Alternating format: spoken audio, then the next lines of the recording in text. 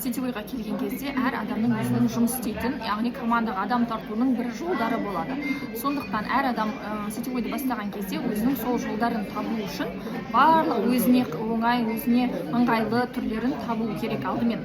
Сондықтан мысалы мен TikTok арқылы онлайн үйде отырам көбінесе. Сондықтан менің жаңағындай басты мақсатым через Instagram, через соцсети дейді ғой. Басты мақсатым әлеуметтік желілерді қолдану арқылы, сол арқылы командаға адамдарды тартамын, роликтар түсіремін, видеоларды өңдеймін, жасаймын. Солар бойынша командама адамдарды тартамын деген өзіме мақсат қойдым. Сол үшін мен TikTok'ты бастадым, Instagram'ды бастадым, YouTube'ты қолға алдым.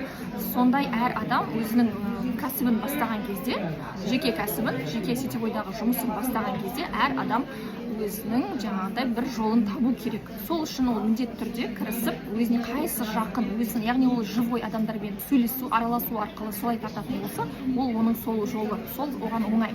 Ал менікі через соцсети болып тұрғандықтан мен сол жолды таңдадым. Мына жақта мен адамдар жүр, клиенттер, офисқа тауарлар келіп жатыр. Міне осындай кәдімгідей как она есть видео түсіріп сіздерге салып отырған жайым бар.